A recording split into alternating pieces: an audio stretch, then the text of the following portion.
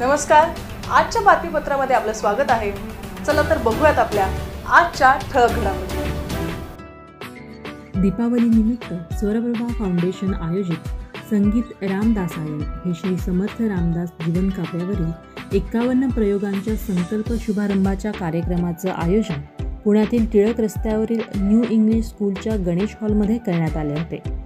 या संगीत रामदासायनाचे काव्य प्रतिभाताई गारटकर यांचं होतं.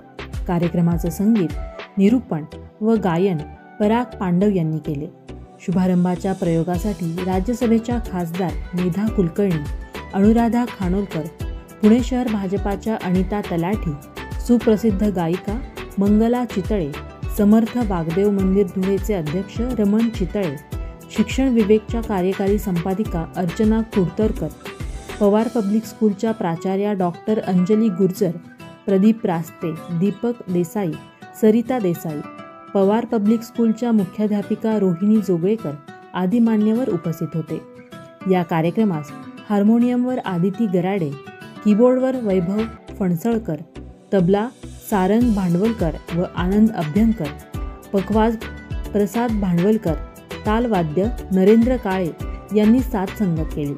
कार्यक्रमाचे ध्वनी संयोजन अनिल भुवड यांनी केले. कार्यक्रमाचे डिझाईन व जाहिरात सई पराग पांडव यांनी केले. कार्यक्रमास पुणेकर नागरिक मोठ्या संख्येने उपस्थित होते. कार्यक्रमास उपस्थित प्रेक्षकांचा उत्स्फूर्त प्रतिसाद मिळाला.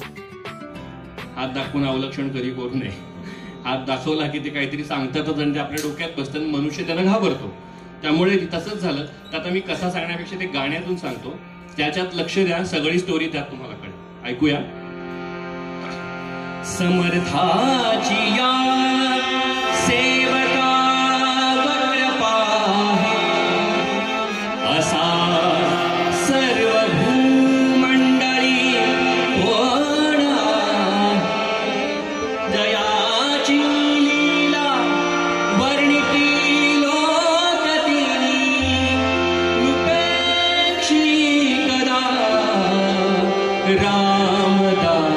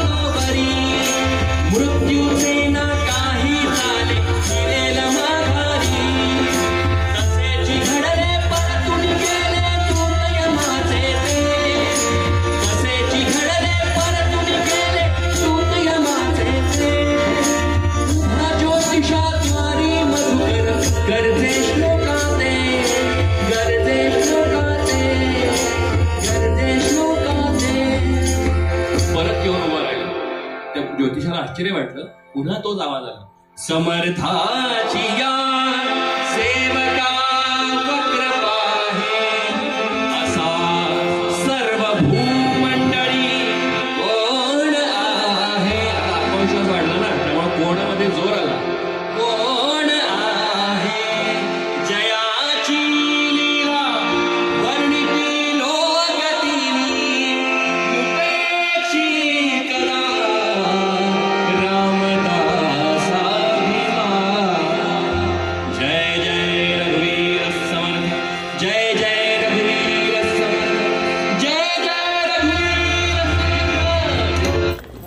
राष्ट्रसंत समर्थ रामदास यांच्यावर आधारित संगीत रामदासायन याचा एक अद्भुत असा अनुभूती देणारा प्रयोग आज पराग पांडव यांनी सादर केला. आपल्या सगळ्यांना माहीत आहे की ज्येष्ठ गायक कीर्तनकार असे पराग पांडव यांचा हा प्रयोग इतका सुंदर होता. सगळे श्रोते तल्लीन झाले होते. प्रतिभा ताई गारटकर यांनी ही काव्यरचना केलेली आहे आणि स्वतः पराग पांडवजी यांनी याला संगीतही दिलेले आणि गायन सादरीकरण पण त्यांचंच होतं.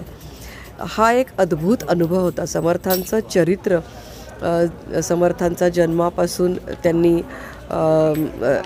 संत कार्याला, राष्ट्रकार्याला सुरुवात केली, तिथपासून त्यांनी मठमंदिरांची निर्मिती केली, इथपासून ते छत्रपती शिवाजी महाराजांना त्यांनी मार्गदर्शन केलं, छत्रपती संभाजी महाराजांना त्यांनी मार्गदर्शन केलं आणि नंतर समाधी, इथपर्यंतचा सगळा जो काही समर्थांच्या आयुष्याचा गाभा आहे हा सगळ्यांना उलगडून दाखवण्याचं कार्य या संगीत रामदासायन या प्रयोगात, या कार्यक्रमातून झालेलं आहे. अतिशय अद्भुत असा कार्यक्रम आणि त्याचे अनेक प्रयोग झाले पाहिजेत.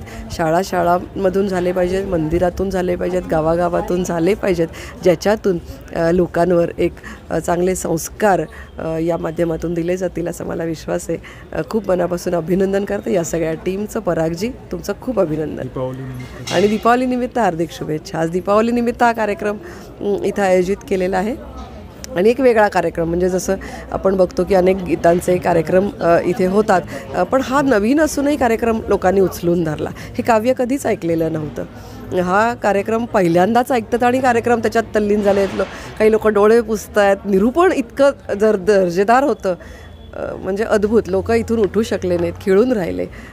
खूप सुंदर कार्यक्रम झाला. नमस्कार, मी पराग पांडव. स्वतः मी गातो, कीर्तन करतो आणि वेगवेगळ्या विषयांवर कंपोज करून ते प्रोग्राम सादर करण्याचा प्रयत्न करत असतो. आज दिवाळी पहाटनिमित्त, दिवाळीचा नरक चतुर्दशीचा महत्त्वाचा दिवस, त्यामुळे असा एक विचार आला की लोकांना काहीतरी वेगळं ऐकवावं, वेगळा काहीतरी विषय द्यावा. त्यानिमित्ताने आज मी संगीत रामदासायन हा विषय सादर केला, ज्याच्यामध्ये रामदास स्वामींचं जीवन ते कसे जगले, त्यांचा जीवन प्रवास मी त्यात मांडला.